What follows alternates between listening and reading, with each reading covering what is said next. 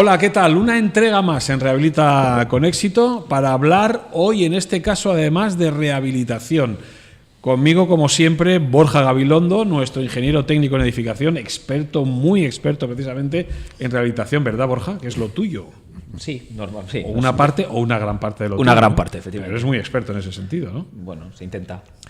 Y en el otro lado del ring vamos a tener a una empresa que lleva en esto de la rehabilitación casi 50 años. Ellos nacieron en 1977, están en Navarras. Jácar, el grupo Jácar, que ha crecido sin atajos, sin modas y además sin perder el respeto por los edificios, por las personas y por el equipo que está cada día en obra y que cada día llevando pues todo lo que conlleva dentro de una rehabilitación. Jácar es el ejemplo de que esa rehabilitación puede hacerse con estructura, con conocimiento acumulado y con visión industrial, incluso en un sector muchas veces acostumbrado a la improvisación.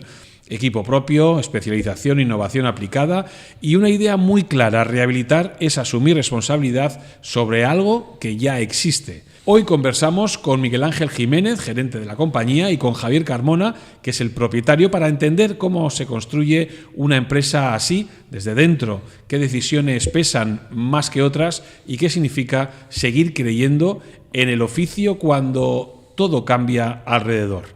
Aquí en Rehabilita con Éxito no cambiamos, y menos de gente que nos apoya como Beisier, que está con nosotros colaborando siempre para que todo esto pueda funcionar. No te vayas, arranca Rehabilita con Éxito.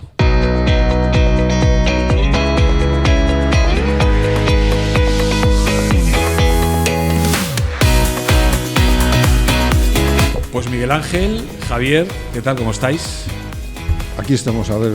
Gracias por haber venido, primero por el esfuerzo de venir hasta nuestro plató, que tenemos aquí montado, para compartir vuestra experiencia. Yo creo que hablar de rehabilitación es hablar de un sector de la construcción muy emergente, ¿no? Pero vosotros habéis trabajado siempre en ello, o sea, ya teníais desde hace muchos años claro que ese sector iba a funcionar.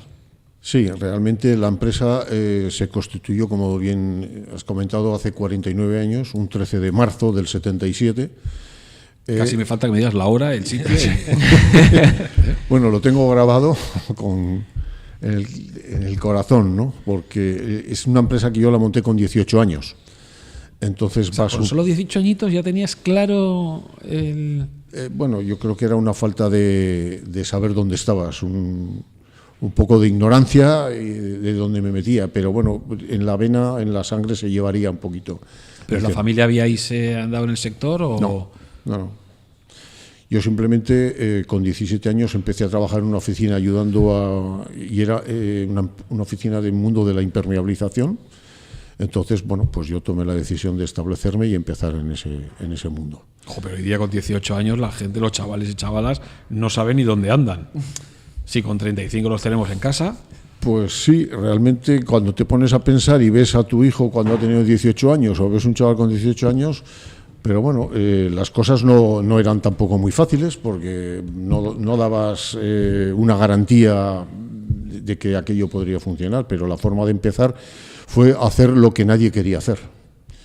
Lo que nadie quería hacer, pues evidentemente había un hueco, había un vacío y ahí es donde empezabas, y cuando haces las cosas bien, pues consigues que los clientes confíen en ti y al final vas dando pasito a pasito, vas avanzando. Hombre, prima mucho la persona, ¿no? Ver esa visión de lo que nadie quiere hacer para ti es una oportunidad, ¿no?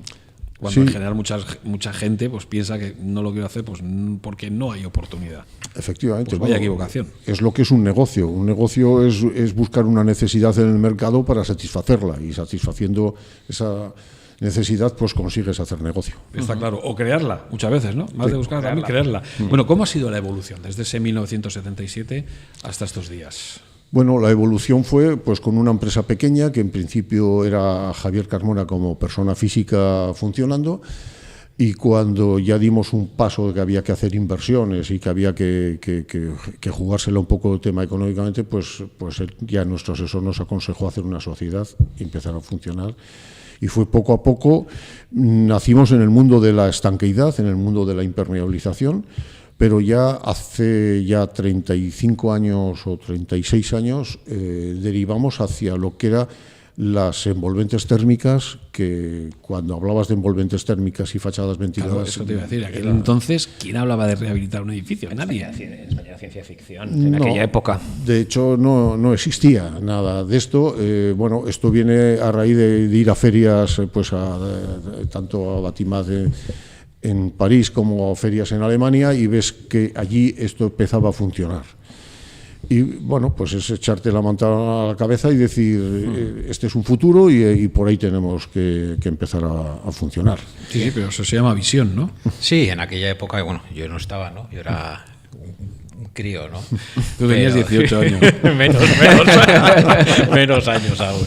Pero bueno, yo creo que ahí se llegó a ese acuerdo, ¿no? Con la marca Betisol, que era francesa, y entonces sí que trabajamos conjuntamente, porque yo en Jácar sí que tuve hace 27 años mi primera etapa, cuando terminé la carrera de arquitecto técnico, y luego empecé, ¿no? en Jácar a trabajar. Estuve allá 5 o 6 años y luego sí que me cambié a una empresa, digamos, de obra nueva. Y ahora he vuelto, ¿no? En esta segunda etapa. En aquella época sí que nos tocó explorar junto con aquella marca que era Betisol, viajar mucho a Francia, conocer el mercado, conocer cómo se hacían las cosas, puntos móviles, puntos fijos, que en aquella época era impensable, nadie conocía, ¿no? En las fachadas. Y todo esto lo aprendimos y lo trajimos de Francia. Y era... Nuestra labor era crear cultura, crear lo que comentabas antes, ¿no? Una necesidad y digamos, educar, ¿no? Y es lo que Jácar yo creo que ha hecho durante muchos años en la zona, que es educar a todo el mundo que estaba dispuesto a entender el negocio, no el negocio, sino una necesidad, ¿no? Como que es la calidad de vida, y bueno, y hemos ido acompañando en los barrios, en las ciudades, ¿no? Y en la sociedad a que la calidad de vida interior de las viviendas mejore. Está claro. Yo estoy intentando echar la vista atrás, aquel momento político, estamos hablando de 30, 40 años para atrás. No había Ministerio de Medio Ambiente, no se pensaba en la eficiencia energética. Son términos que ni existían en la sociedad, y vosotros ya teníais esa visión. Es decir, bueno, ni la normativa lo contemplaba. Si teníamos 40 años ni la normativa. Si estaba ese parque edificatorio que estaba como estaba, pero nadie pensaba. Correcto. Era muy complicado. El cambio climático que hablaba ahí, ni nada. ¿No? Pero en principio no lo vimos o lo enfocamos por ahí, sino que había una necesidad en el mercado que muchas veces era reparar una fachada que estaba muy estropeada, que estaba muy dañada, y era repararla y pintarla. Entonces nosotros le dábamos el valor añadido, es decir, y encima se la vamos a aislar. Le vamos a aislar y le vamos a dar una estética diferente. Entonces, nos costaba en aquellos momentos mucho sacar una obra adelante y convencer a una comunidad de vecinos que siempre está buscando las pesetitas, pues costaba. Pero es verdad que conseguimos... me bloqueo. No, pero bueno, sí que es verdad que en ese sentido, normalmente las actuaciones... A ti que te tocará por estar más en el sector, ¿no? De una rehabilitación vienen derivadas de una patología previa. Entonces tú, cuando vas a analizar una patología, lo que comentaba Javier, Jácar evolucionó desde el mercado, digamos, de la impermeabilización, pasó a reparar con morteros fachadas de problemas de estanqueidad, y eso derivó también a la aparición de condensaciones, ¿no? En los edificios. Entonces, tú al final lo que ibas era enfocando de una patología una solución. Entonces ahí es cuando aparecían los aislamientos en fachada, que era la mejor manera, digamos, de proteger ese edificio y la desaparición de las condensaciones en interiores, ¿no? Esas condensaciones empezaron a aparecer sobre todo cuando empezamos a cambiar las ventanas, ya dobles vidrios, mucho más estancas. Entonces, claro, antes como había unas corrientes brutales dentro de las casas, pues bueno, las condensaciones es verdad que aparecían menos, pero a partir de los 80 con el doble vidrio es cuando empiezan a manifestarse mucho más. Sí, porque una de las cosas, ayer comentábamos en la oficina, ¿no?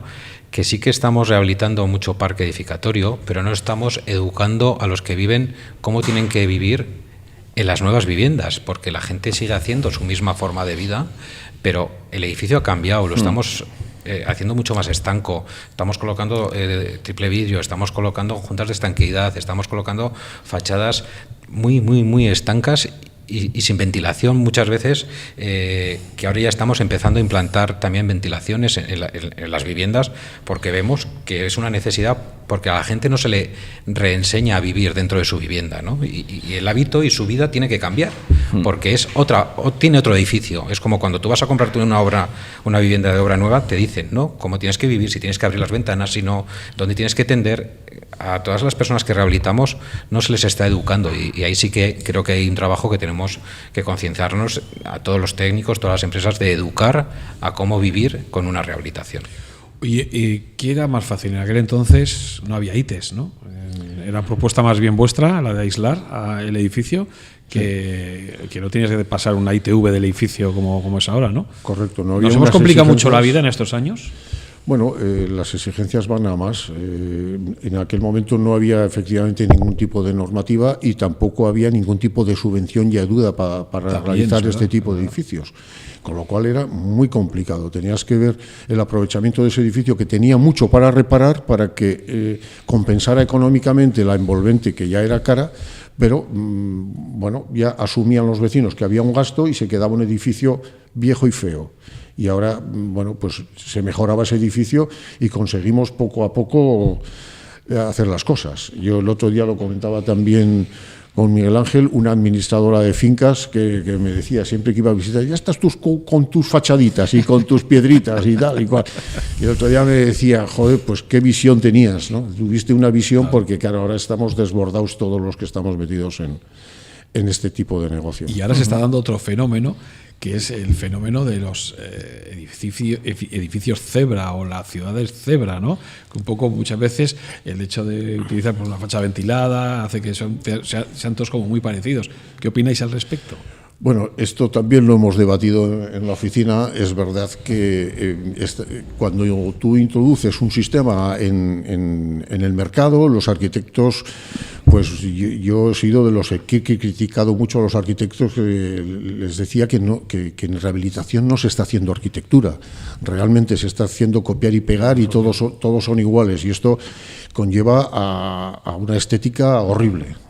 Y bueno, yo creo que poco a poco ya estamos consiguiendo, horrible, por lo menos. En mi caso, en mi casa ha sido una solución. Yo creo que también es importante en ese sentido el concepto, ¿no?, de por qué se rehabilita, ¿no?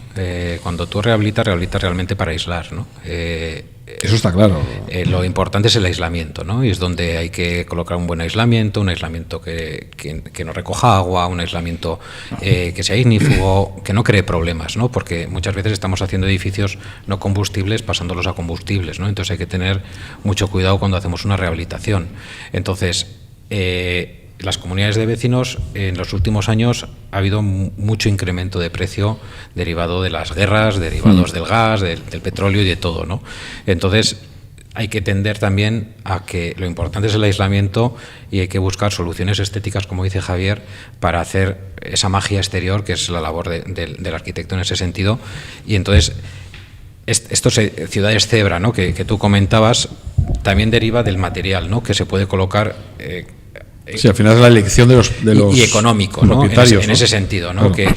Que hay que primar la economía. ¿Por qué? Porque meterte en una rehabilitación es un desembolso muy importante para los vecinos. Estamos trabajando en espacios y en barrios vulnerables, con menos recursos o con más recursos. Cada caso es diferente. Y en una comunidad de vecinos que se aprueba por un 50-60% o 2/3, no todo el mundo tiene las mismas oportunidades económicas. Hay que socializar, ¿no?, la rehabilitación. Y está claro que sin subvención esto no funciona. Hablabas de educar a la gente. Yo creo que también hay que educar un poco en el resultado final. Tu casa se ha revalorizado no sabes cuánto a la hora de estar aislada, ¿no? Aparte del confort y el ahorro que vas a tener, y el confort está claro, la salud, porque vas a evitar lo que hablábamos, esas humedades, pero es que encima tu casa se está revalorizando, ¿no? Si la vas a vender, la vendes mucho más cara. Sí, pero ese valor el vecino no lo da. ¿No lo da o no se lo cree? No se lo cree inicialmente, máxime cuando no tiene la disponibilidad de un dinero para hacer esa inversión. Claro. Con lo cual, tú dile que se va a revalorizar aquello y dice, a mí no me cuentes milongas, que es lo que me cuesta soltar la gallina ahora. Y cuando en la reunión tienes gente ya de cierta edad, No, eso, y le a ver, hablas de la palabra revalorización, claro. termina y te dice, hombre, a mí que me hables de revalorización y Bueno, de es una recuperación herencia. de la inversión a 10, 20 años y tengo 85. Que Entonces, lo van a ver mis hijos, ¿no? claro, entonces, Pero dice, bueno, hombre, pues a déjalo mí a de tus hijos. Entonces, yo creo que uno de los grandes temas en ese sentido, ¿no?, es que nosotros, nuestro cliente final, ¿no?, que es el vecino, ¿no?, va desde los 30 años hasta los 90, como quien dice, ¿no? Entonces, ¿Y quién es el peor cliente? El joven que llega a la comunidad que parece que, bueno, tengo ideas, ¿sabes? Como que se quieren adueñar de, pues, pero ten en cuenta de que su espacio, que ¿no? yo creo que todos, la mayor inversión que hacemos es la de un piso. Entonces, rehabilitar un piso es una de las... depende qué vehículo tengas, ¿no? Pero si no es la siguiente inversión... Si no es un Audi... Eso es la siguiente inversión, ¿no?, más potente que puedas hacer, ¿no? Entonces, hay que tener eso en consideración, que es que están dejándose mucho dinero en una rehabilitación y estás entrando en su vivienda, que es donde está su zona segura, su zona de confort y donde ellos viven en el día a día y tienes que convivir con una obra. Entonces, yo no creo el tema de los vecinos cuál es peor, ¿no? Es que tenemos que considerar que hay que tratarlos con exquisito cuidado, porque es que estás en su vida, en su zona segura. Yo que tengo chiquis, ¿no?, dices, ¿dónde están seguros ellos? En su casa. Claro, no estoy yo seguro en mi Eso casa. es. Y entonces ellos exigen, lógicamente, porque Sí, están sí, ahí y conviven con una obra durante 6 meses, 8 meses, lo que toque. Y todos decimos, ¿no?, cuando vamos con la pareja, ¿no?, hay que, a donde haya que ir, que es, si pasas eso, todo va bien, ¿no? Pero claro, y si pasas una reforma en vivienda, es duro, pero Sí, claro, sí. hay que pasar una reforma en vivienda y viviendo dentro. Pero tú dime, de una reunión de copropietarios, exponiéndoles el tema de la rehabilitación que tienen que hacer, de todos ellos, ¿cuánta gente entiende, está entendiendo lo que tú estás diciendo? Porque yo creo que muchas veces al final las obras tiran de, pues a precio, hay que hacerlo, tal. Yo creo que muchas veces se toman decisiones con una ligereza... y por yo lo que he visto, imitación, porque en el barrio cuando están y por haciendo otros imitación, edificios efectivamente. dices, hombre, El si efecto todo el llamada, mundo ¿no? lo está haciendo y la gente está contenta, pero llegar a entender el concepto igual ya es más complejo. Bueno, yo creo que cada vez más, porque al final nosotros en Pamplona empezamos a trabajar ya hace 35 años. Esto en ciudades que pues que llevan 4 días funcionando igual es más complicado, pero ya cuando llevas mucho tiempo, pues al final la gente ve que otro vecino está muy contento y satisfecho, ¿no? Nosotros siempre hemos dicho, tenemos un negocio en el cual cuando nos encontramos con una vecina en una comunidad de vecinos, que siempre hay un porcentaje de vecinos que están en contra de la obra por diferentes motivos, por el motivo que sea, pero se enfrentan y hay ligeros enfrentamientos, la satisfacción para nosotros es que cuando se termina la obra, incluso esa persona queda contenta con lo que se ha hecho. O sea, conseguimos el 100% de los vecinos que queden satisfechos porque ven que el resultado es positivo. Oye, os definís como constructores de la rehabilitación. ¿Qué significa exactamente ese concepto, ese término? A ver, es un término, ¿no? Muchas veces debatimos, ¿no?, sobre lo que es ser contratista, ser constructor, ¿no? A ver, nosotros, nuestra filosofía siempre ha sido el intentar hacernos las cosas nosotros mismos, ¿no? Creemos en ese modelo de negocio cuando muchas de las empresas que existen no tienden a subcontratar absolutamente todo, ¿no? Nosotros creemos en esa figura antigua y no sé si melancólica o cómo decirla, ¿no?, de hacernos las cosas nosotros mismos, ¿no?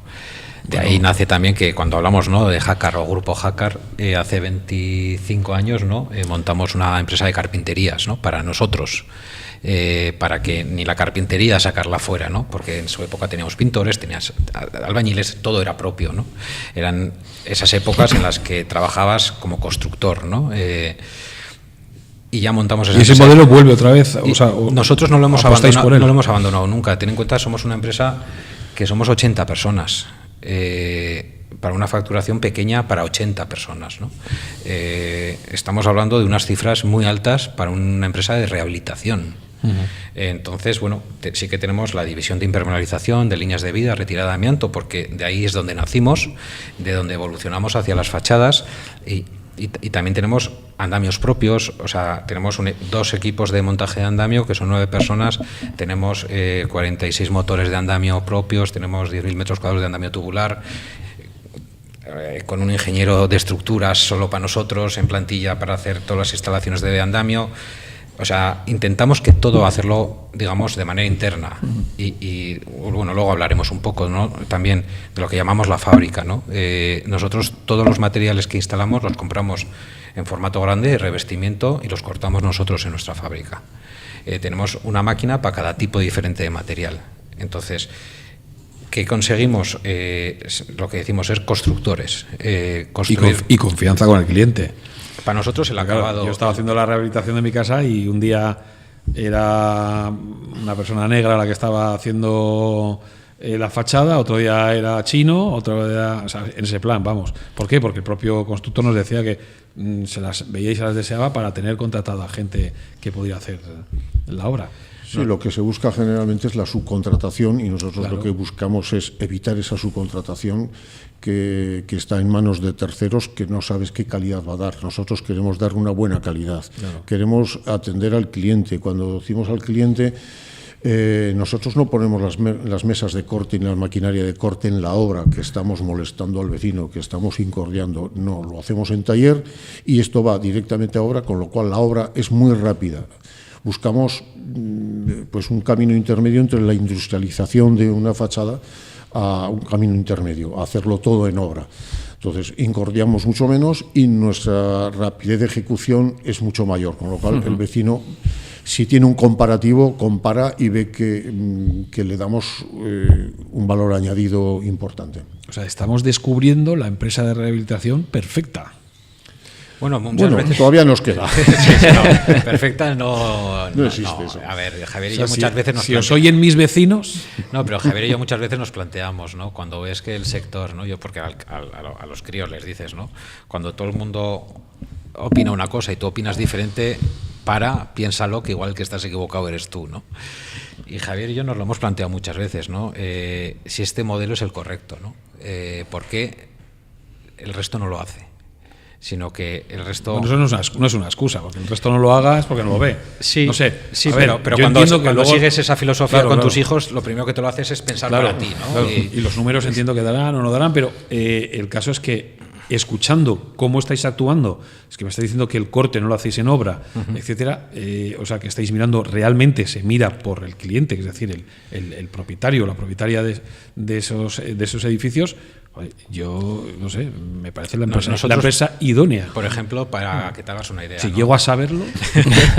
No, tenemos una máquina por producto, ¿no? El caso más claro, ¿no?, es el de la máquina de corte de control numérico, ¿no?, que con ese hacemos todo lo que son fenólicos, son composites, son fibrocimentos. Y entiendo que más barato, ¿no? Luego... no. Bueno, ¿sabes qué pasa? Cuidado, que ahí te estamos metiendo. No, que al final tenemos una plantilla de 80 trabajadores, ya. con un absentismo, con todo lo que conlleva, ¿no?, tener 80 trabajadores. Hoy día, con bajas, te exige que tenemos un técnico de prevención de riesgos laborales fijo en plantilla, te exige tener un departamento de recursos humanos porque somos ya más que una pyme, te exige muchas cosas que actualmente...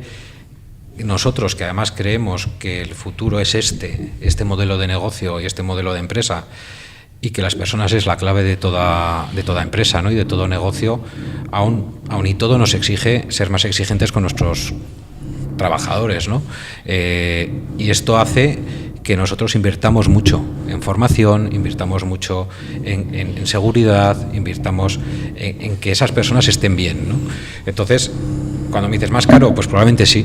Pues porque al final, para poder hacer todo, hay que hacerlo y lo queremos hacer bien.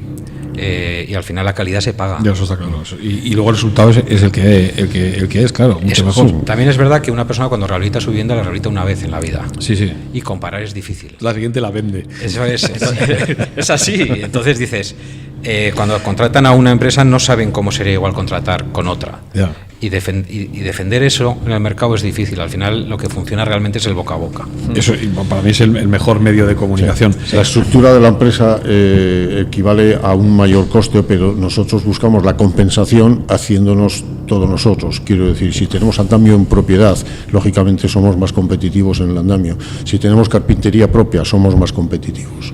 Entonces lo compensamos. Claro. Y el resultado es que das una mayor calidad a un precio mercado. Y que no dependéis de un tercero, porque ahora también el mercado está tan revuelto que a veces necesitas andamios y no te lo pueden montar al momento y necesitas esperar varias semanas, o lo mismo que estábamos comentando antes, ¿no? De los aluminios composite, hemos tenido casos, o barandillas a veces en algunos casos, que claro, la gente está tan hasta arriba que de repente la obra se queda parada porque no te pueden suministrar. Claro, si lo hacéis todos vosotros tenéis un mayor control de los tiempos. Esa es nuestra gran ventaja, ¿no? Nuestra gran ventaja es que ahora, por ejemplo, ¿no? Necesito un andamio, 2 meses. Nosotros reorganizamos los trabajos por orden de prioridades y cuando hay una urgencia tenemos 9 tíos montando andamio. Me da igual, o se rompe una placa que estás desmontando el andamio, vas a colocar la placa, ¡pim!, se rompe. El andamio para 3 semanas hasta que te mecaniza otro en otro punto, que te trae el material. Bueno, pues nosotros tenemos las placas y las cortamos. Entonces, para nosotros ganas en flexibilidad, en inmediatez. No. Es una manera de trabajar diferente, ¿no? Que reducís las consecuencias de los imprevistos. Y todo esto viene unido un poco a lo que hablábamos antes, ¿no? De la reunión de todo el tema Lean, ¿no? Y procesos de 5S, el tema Lean, tema implantación las planners, ¿no? Estamos haciendo un cambio, ¿no? Un brusco interno, y cuando hablamos que en rehabilitación hay empresas haciendo esto, pues es complicado porque estamos más acostumbrados a verlos en empresas de obra nueva, ¿no?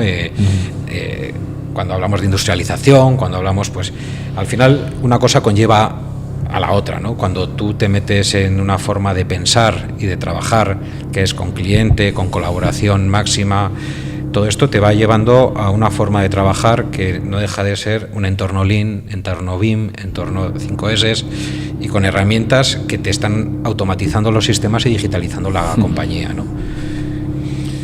Igual estáis escuchando un poquito algún ruido, es que tenemos también, no sé si rehabilitación, no sé si será el hilo musical o no, pero no es un efecto de sonido que queramos poner para que parezca que estamos en una obra, porque no, estamos en el plató.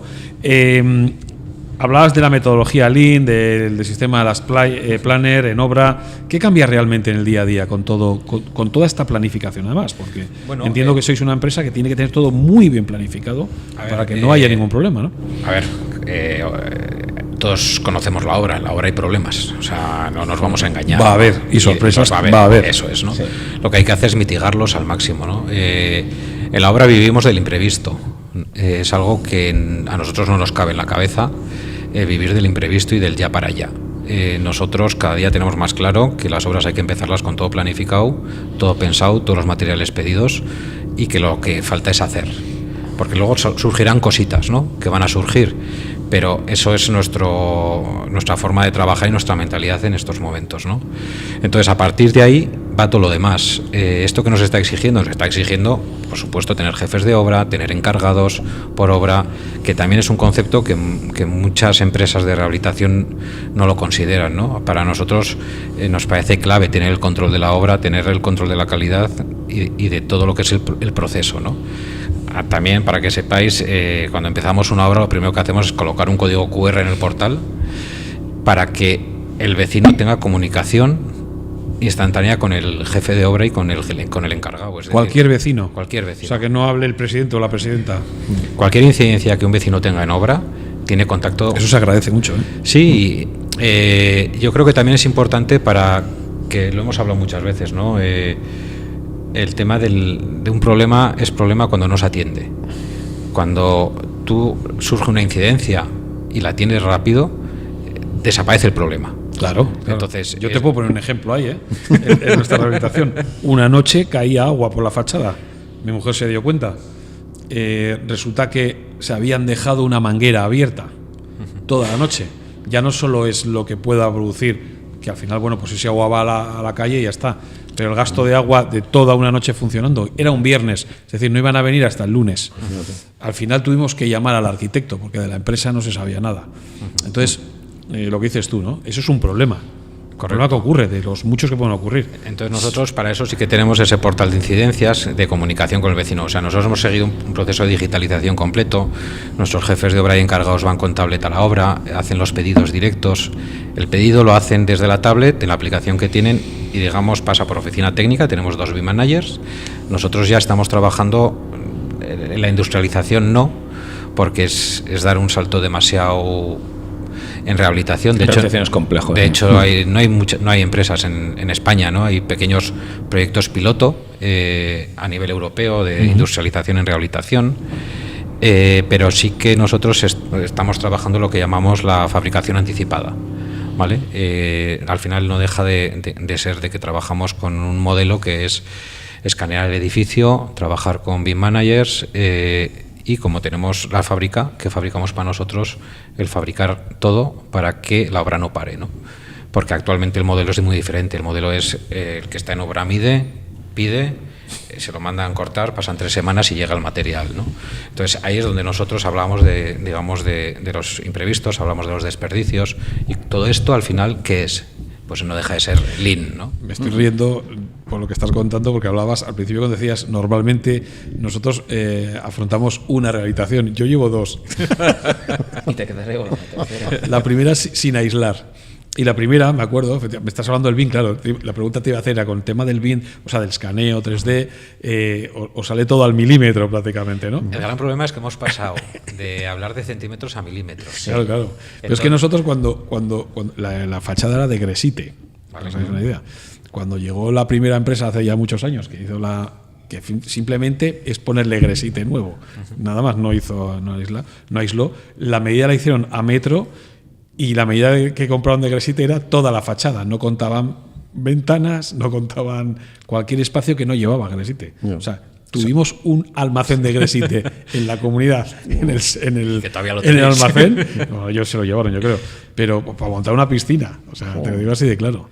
A ver, eso ahora no ocurre, claro. Es una manera difícil y de esa trabajar. Empresa ya no está, tienes por cierto. Y tienes que ya estar, no trabaja. Y tienes que estar muy bien organizado para poder llevar esto a cabo. El paso de trabajar al milímetro en construcción te exige que toda la organización esté muy profesionalizada. Claro. O sea, porque cualquier error mínimo, ten en cuenta que la junta entre placas es entre 6 y 8 milímetros. Entonces, cualquier desvío te hace descompensarte toda la fachada, ¿no? Entonces, es que es un modelo productivo totalmente diferente al que estamos acostumbrados y al que las empresas de rehabilitación están acostumbradas, ¿no? Es otra forma de trabajar. Eso está claro. Oye, háblanos de la fábrica, de la fábrica. Decidís en un momento dado ese almacén transformarlo en una fábrica. ¿Y qué es lo que se hace ahí dentro? Bueno, el proceso que hemos seguido, yo vengo también, en el proceso de mi vida laboral, monté también un almacén de construcción, de materiales derivados de la placa de cartón yeso, materiales específicos, ¿no? Entonces, en mi mente, pues cuando yo vendí ese almacén, pues se me quedó un poco el tema eso de almacenar, de tener stock, de tener existencias y tener tal, ¿no? Mentalidad de antes, que ahora muchos igual, ¿no? Se tiran de los pelos por no llevar a cabo. Correcto. Veíamos esa necesidad creada que no te pones a analizarla, sino porque siempre lo has hecho así y a veces hay que parar, reflexionar.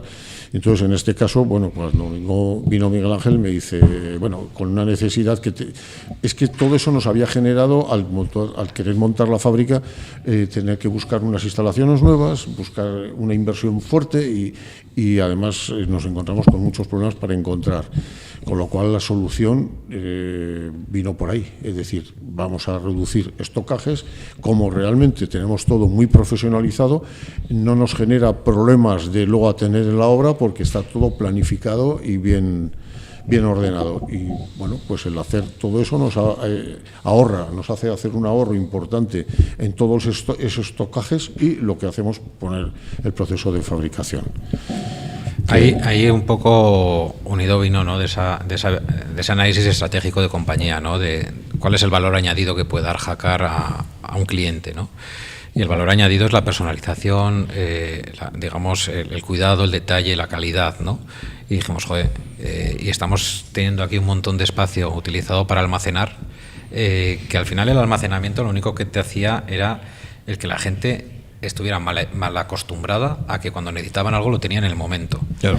Entonces, con un poco de educación y con planificación y organización hemos conseguido, que es lo que decía Javier, ¿no? Que el estocaje pase a una tercera parte de lo que había, y todo ese espacio ocuparlo para lo que son las máquinas, que entonces ahora ya no tenemos almacén, lo que llamamos es la fábrica, ¿no? Claro, ¿y cómo conectáis toda la planificación con la fábrica y luego con la obra? Claro, lógicamente, eso será todo un proceso que tiene que estar planificado también al milímetro.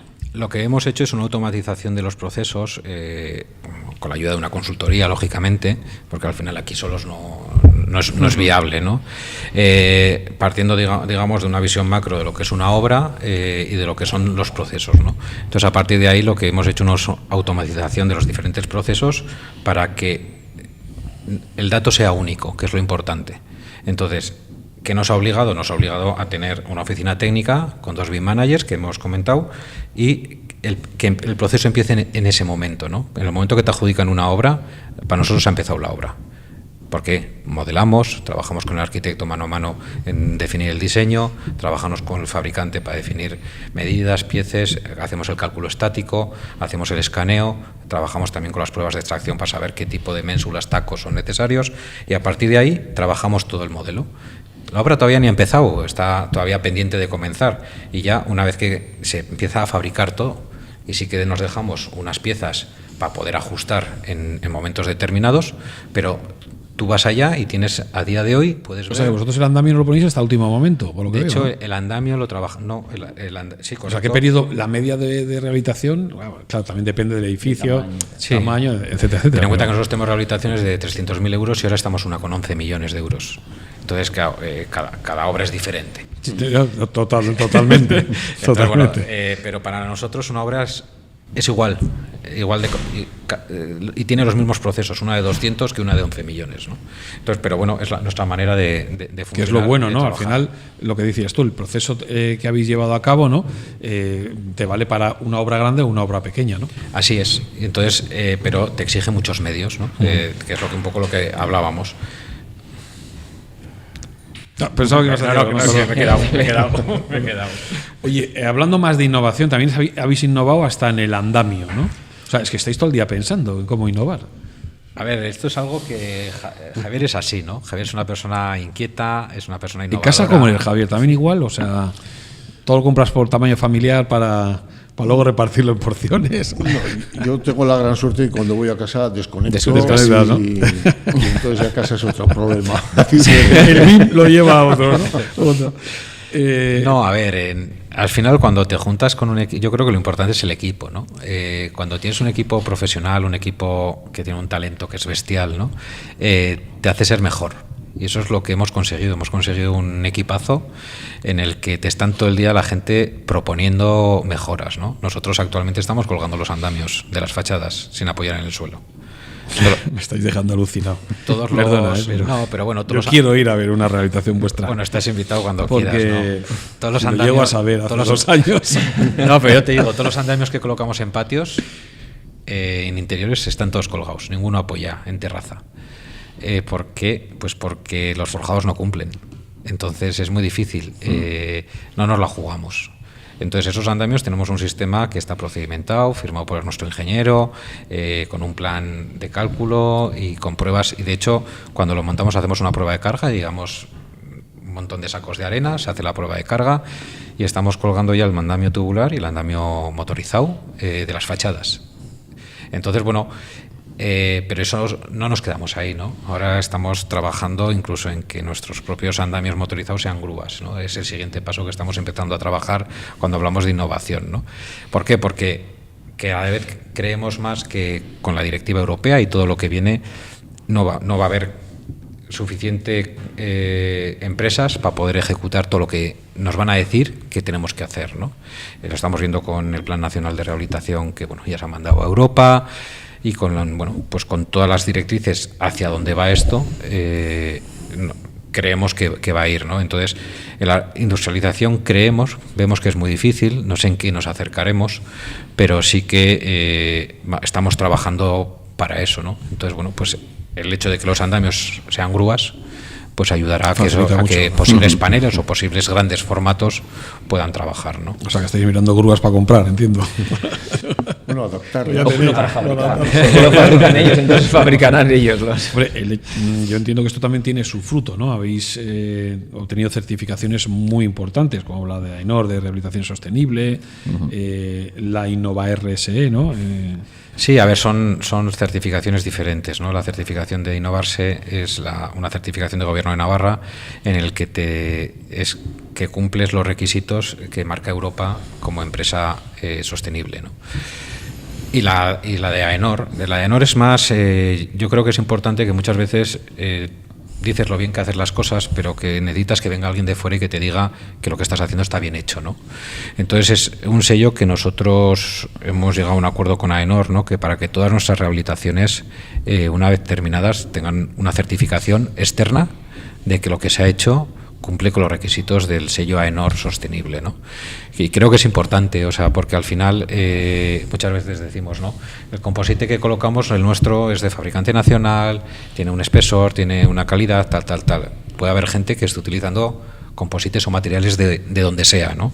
Pero si tienes un ente como puede ser AENOR que te dice, no, que ese material es el que estaba prescrito en proyecto, es el material que tiene el certificado, pues es una garantía para el vecino de calidad y de que lo que está haciendo es lo que realmente ha comprado, ¿no? ¿Y AENOR qué hace? ¿Se pasa también durante la obra para ir viendo el proceso? Porque claro, una vez que tú montas una fachada ventilada, claro, no ves realmente lo que hay detrás, a nivel de perfilería, aislamientos. AENOR lo que trabaja es previamente, antes del comienzo del proyecto, trabaja con el arquitecto, viendo cuáles son los materiales que va a colocar para saber un poco el sistema y lo que nos va a exigir a nosotros. Durante la obra visita y hace auditoría y nos pide las fichas de obra.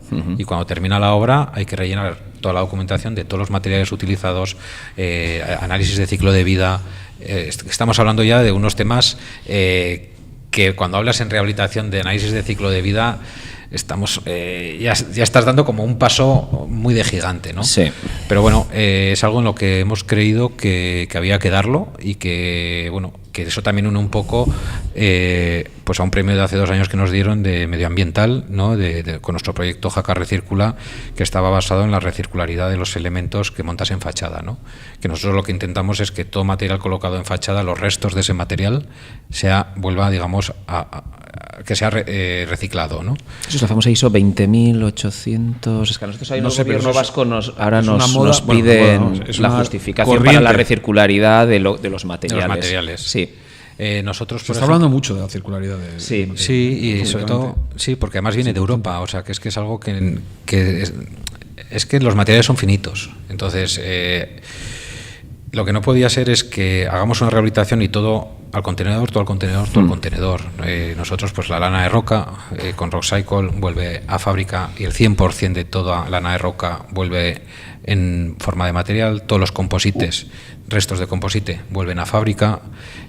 Todo lo que es los palés, o sea, hemos ido trabajando con cada uno de los fabricantes que tenemos. Todo es imposible, lógicamente, para que un porcentaje altísimo sea recirculado, ¿no? Entonces, es una manera en la que estamos muy sensibles con el medio ambiente, ¿no? ¿Y creéis que eso se traslada al propietario, es decir, al cliente final? Porque yo entiendo, la sostenibilidad me parece que es importante y que el ejemplo claro está en lo que estabas hablando de que ese material que sobra pues se pueda volver a poner en marcha en el mercado de otra forma, ¿no? ¿Crees que al final, claro, muchas veces este tipo de obras los llevamos por precio y lo único que miramos es el precio y lo que nos quedamos los propietarios es con que nos ha costado esto y menos mal que ahora, miran, pues estamos más a gusto en casa y no pasamos tanto calor, tanto frío, pero ¿crees que realmente la sostenibilidad al propietario es un punto a ver, yo lo que te digo es que nosotros como concepto de empresa no podemos rehabilitar un edificio y no ser sostenibles, o sea, y si no te dediques a este sector. O sea, me refiero, estamos rehabilitando, estamos algo que está construido, haciéndole cosas para que sea habitable con las necesidades que exige la normativa hoy o mejor. Entonces, es que va en el propio concepto de la palabra. O sea, no podemos trabajar en este sector y no estar pensando en sostenibilidad. Entonces, a tu pregunta que me decías, si al vecino le llega, No sé, tú tienes más el contacto. Yo creo que hoy por hoy el vecino no le da ese valor, pero el futuro es ese. Entonces, esto es como todo. Si tú te adelantas al futuro, pues ves que estás trabajando en la línea que hay que ir trabajando. Y esto, pues un día se reconocerá. Entonces, pues, y no lo hacemos porque un día se reconozca, sino porque estamos concienciados. Quiere decir que en la misma oficina no se tira un papel donde va un plástico, ni se tira el vasito de café. Y en las propias casas. Muchas veces ya pues, claro, se está reciclando. Es que es lo que hemos comentado alguna vez de la concienciación, porque es como que la gente ya ha asumido, por ejemplo, el tema del reciclaje, que ya empezó hace 40 y pico años, y a nosotros desde bien pequeños en el colegio ya te iban obligando y tal, y ahora casi te sientes hasta mal por echar uno de papel al de cartón, pero porque ha habido mucha concienciación por todas las partes. Yo creo que todavía la parte esa de la eficiencia energética, de todo lo que estábamos hablando de la sostenibilidad, de los residuos, en construcción todavía no ha habido. Entonces yo creo que los vecinos, nosotros cuando nos toca licitaciones y estás ahí presente, ¿no? Cuando están eligiendo, votando, no es un tema que se pone encima de la mesa. No, porque además tú es muy residual. Alguien puede hacerte alguna pregunta puntualmente. La pregunta ¿qué es? ¿Cuánto nos va a costar? ¿No? La principal es esa. Y si se va a parecer a aquel que está al final de la calle o aquel de allí, a ver cuál va a ser. Sí, generalmente ya la gente no pregunta cuánto nos va a costar, sino cuánto me cuesta a mí. Ya, es que bueno, sí. No cuento a la comunidad, no, eso, a mí, ¿no? A mí. Sí. Está claro. Eso es lo que importa. Sí, porque cuando apareces con el presupuesto, le miran al administrador y bueno, ¿y esto cuánto es por vecino? Entonces, claro, ya los administradores ya van con la tabla, con las cuotas de participación para que cada vecino sepa lo que le va a costar. Oye, los famosos fondos Next Generation, todo el mundo veía en ellos una posibilidad de poner en marcha la rehabilitación de forma masiva. Ha habido comunidades en las que se les ha ido de las manos. Ha pasado lo mismo en Navarra, os pasa a vosotros. El hecho es, luego está ese efecto de ya no hay fondos, no sé, ya freno la rehabilitación, todo lo que pueda y más. En todas las convocatorias que ha habido es cierto que no había pasado nunca. Quiero decir que había una convocatoria abierta hasta X dinero y con eso se cumplía. En la última convocatoria había mucha más demanda. Esto es porque la gente está más concienciada y el dinero no llegó y faltó mucho dinero. En Navarra fue el gobierno de Navarra quien de alguna manera ha suplido aquella ayuda y ha compensado a los vecinos y ha conseguido tener una continuidad todo esto, porque nosotros como empresa nos encontramos con un problema con todas esas cosas, que hoy hay ayudas, mañana hay ayudas, claro. Tu estructura de empresa no puedes consolidarla y eso genera una inestabilidad muy importante. De hecho, ha habido momentos que nos hemos planteado diversificar a otros sectores porque estás en manos de la subvención y eso es muy inconstante, no se puede el ritmo, vivir sí. así. Y probablemente gran parte del problema del sector, de los tamaños de empresas de rehabilitación y la forma de las empresas y trabajos que vemos es derivada de la falta, digamos, de estabilidad de las subvenciones. Entonces, ¿esto qué hace? Que las empresas... Al final es un mercado muy dependiente de la subvención. Un vecino, al final hablabais, ¿no? De cuánto me cuesta a mí, pero cuánto me cuesta a mí después de subvención. Entonces, sin subvención es muy difícil que salgan las rehabilitaciones. Entonces, para que salgan hace falta subvención. Entonces, si no hay subvención, no hay trabajo y las empresas no pueden decir, el año que viene voy a hacer tanto, voy a dimensionarme para hacer tanto. Si no sé cuánto va a haber el año que viene, ni cuánta rehabilitación va a haber el año que viene. Entonces, es muy difícil que las empresas den un paso firme y digan, no, es que el año que viene voy a hacer esto, voy a crecer, voy a hacer una estructura, porque igual al año siguiente no hay nada. Pero hay una meta, es decir, los propios gobiernos ya ponen una meta, que es el 2030, el 2050, ya llegaremos al 3000 en este paso, porque no hay plazos para rehabilitar todo el parque. El vecino te para. Nosotros ahora mismo hay muchos proyectos que están redactados, están visados y a la espera de que salga algo. Y tenemos un montón de comunidades a la espera. Hay un tema que no se ha hablado mucho, yo creo que es el reparto de esas subvenciones. Y es que yo como propietario o copropietario veo que hay comunidades a las que se le ha subvencionado el 80% de la rehabilitación y hay otros en los que el 20% no lo llegamos a tener. Entonces, no entiendes... Luego está el grado de acción que hayas llevado a cabo el edificio, pero no entiendes ese reparto. Es por qué a unos tanto y a otros tampoco.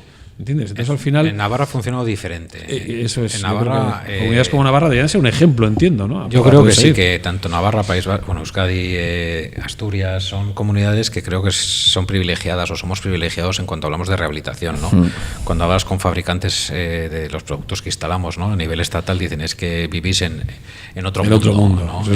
Sois unos afortunados. Dice, bueno, algo de culpa tendréis, ¿no? De los que estáis en cada comunidad, ¿no? Para estar donde estáis, ¿no?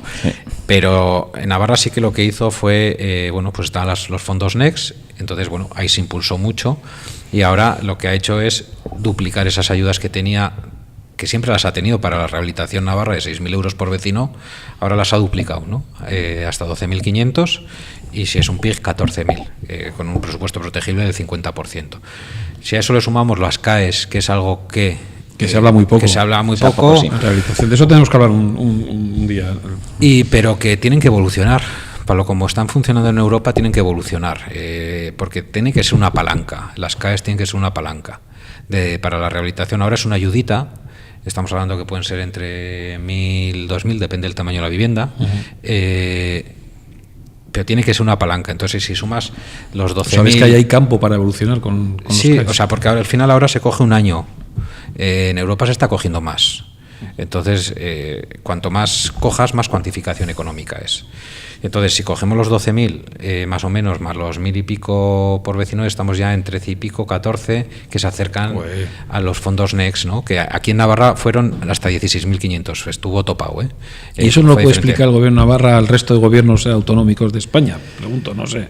Pero este año sí que se trabajó, ¿no? Con el gobierno sacó una nueva ley de vivienda en junio de este año pasado donde hacía esto, ¿no? Es que estábamos en el sector que no sabíamos si íbamos con un montón de proyectos adjudicados pasar a no tener ni una obra. Adjudicados, pero sin poder empezar porque no había subvención. En Navarra ocurrió que hubo 4.000 viviendas que se quedaron sin subvención, pero con los proyectos presentados. Entonces, el gobierno de Navarra actuó. Hubo una demanda social y a nivel de medios y entiendo de todos los colegios, y esto hizo que el gobierno de Navarra reaccionara, ¿no? Y creo que lo que ha hecho es estabilizar el sector y darnos continuidad a todas las empresas constructoras. Óscar, se le fue un poco de las manos. Bastante, yo creo que bastante. Se le fue un poco de las manos. Habéis recibido un premio europeo al cuidado de las personas. ¿Qué papel juegan las personas dentro de vuestra organización? Bueno, nosotros tenemos muy claro que una empresa sin personas no es empresa. O sea, quien realmente mantiene la empresa son las personas que la conforman. No es el jefe, ni es el director, ni es el gerente.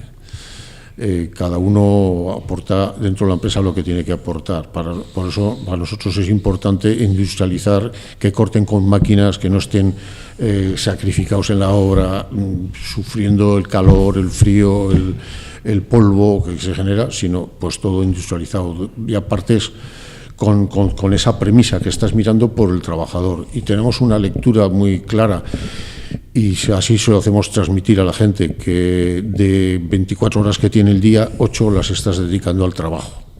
Con lo cual, o estás a gusto o tienes un problema. Tienes que estar trabajando y disfrutar del trabajo, que es lo que a mí me pasa, pero parece que como lo haces para ti, pues es tuyo. Pues lo que buscas es lo que la gente lo vea, que lo hace para él, que la empresa esté bien y que al final la empresa responderá en función de... Hombre, eso la teoría es perfecta, la práctica es muy complicado también luego de llevar, pero vosotros os han dado un premio, pero sí, o sea que lo habéis hecho bien. Sí que es verdad que cuando estás concienciado en esto, que no es un greenwashing ni cosas de estas de imagen, ¿no? Sino que realmente dices, hay falta de personal cualificado. Nosotros rotación no tenemos. Somos 80. Dices, o cuidas muy bien a las personas o el modelo de empresa no funciona. Entonces, está claro. Nosotros creemos en eso firmemente, ¿no? Este premio que comentas, ¿no? Es un premio que no ha tenido mucho reconocimiento aquí en España, ¿no?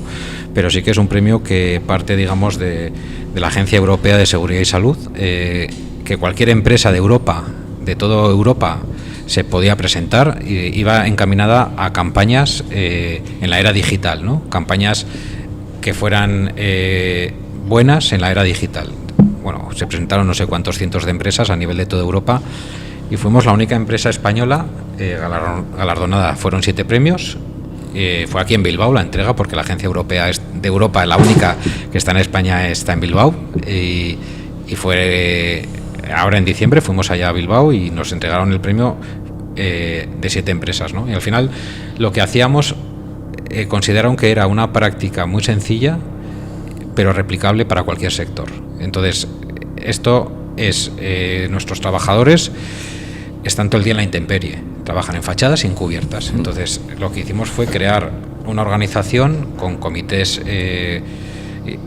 semanales sobre el tema de las altas temperaturas, ¿vale? Para centrarlo en el tema de altas temperaturas, y creamos una organización completa de que toda la organización, con el comité de empresa, coordinados con ellos, hacíamos reuniones semanales del tiempo que iba a hacer a la semana siguiente en las obras según ubicación, ¿no? Pues teníamos una obra en Murcia, pues mirábamos el tiempo en Murcia, una obra en Iruña, pues en Iruña, bueno, íbamos mirando por todos los sitios la temperatura, y entonces se activaban los protocolos.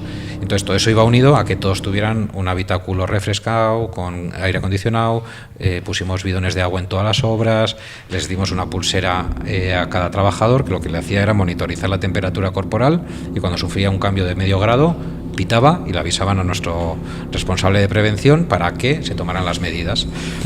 Se les puso ropa ligera, gafas de sol, bueno, un montón de cosas pensadas para la seguridad del trabajador.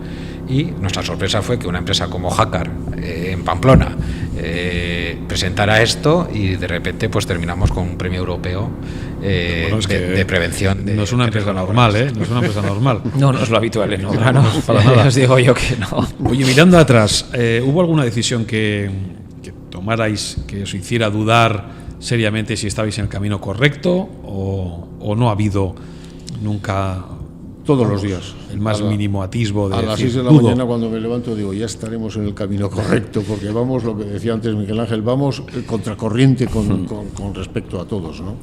O sea, yo lo habéis dejado muy bien plasmado aquí, ¿eh? Sí, yo siempre les digo lo mismo. Le digo, a nosotros nos pasa como esa señora que va a ver la jura de bandera de su hijo, y resulta que van todos con el pie cambiado menos el de su hijo, que va con el pie correcto. Pues a nosotros nos pasa lo mismo y nos lo planteamos todos los días. Oye, ¿y el futuro? A corto plazo, ¿cómo percibís el futuro? Bueno, tenemos un futuro... ¿No se atisba una pequeña ralentización económica? Entiendo que vosotros, como empresa de rehabilitación, trabajáis prácticamente casi de un año para otro, ¿no? Sí, bueno, ahora mismo hay un volumen de trabajo muy grande, importante, que a nosotros nos está dando una visión casi a 2 años vista. Entonces, eso, por un lado te puede dar tranquilidad, pero por otro lado es alarmante, porque no puedes dormirte, no puedes quedarte ahí. Sí que se ha generado una necesidad en el mercado de rehabilitar, ya parece que el que no rehabilita pues se queda un poco atrás, y el futuro va por ahí, por lo que es la rehabilitación. Creemos que hay un futuro importante, pero hay muchas cosas en contra.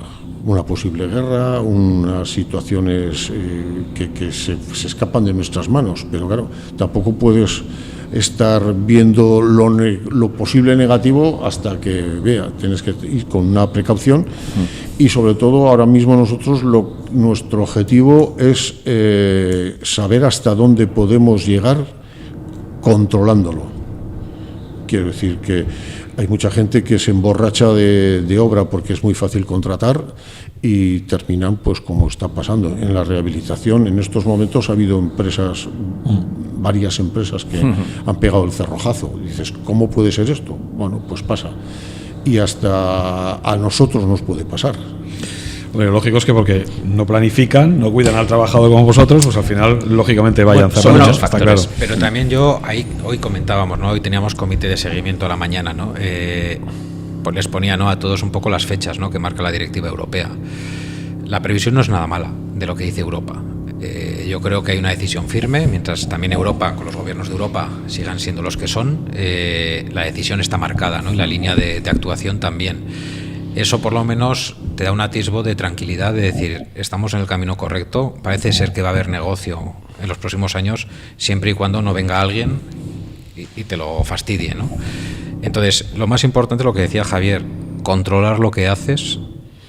no hacer o pretender hacer más o ser más de lo que eres, y seguir con la misma mentalidad de seguir siendo pioneros, seguir siendo innovadores, hacerlo todo con calidad y con cariño y con personas. Y yo creo que es la manera en la que estamos trabajando y seguiremos trabajando, ¿no? Pues Miguel Ángel, Javier Miguel Ángel, gracias por estar con nosotros y por pues darnos una visión de una forma de rehabilitar que hasta ahora llevamos unos cuantos podcasts, no habíamos conocido. Tengo ganas de ver esas obras, ¿eh? Y a todos vosotros y a vosotras, pues nada, deciros que gracias por estar ahí, agradecer también a firmas como Beisier que nos apoyan en este proyecto digital que es Rehabilita con Éxito, y que si queréis cualquier cosa que queráis conocer más acerca de nosotros o de los temas que tratamos, rehabilitaconexito.com. Hasta la próxima.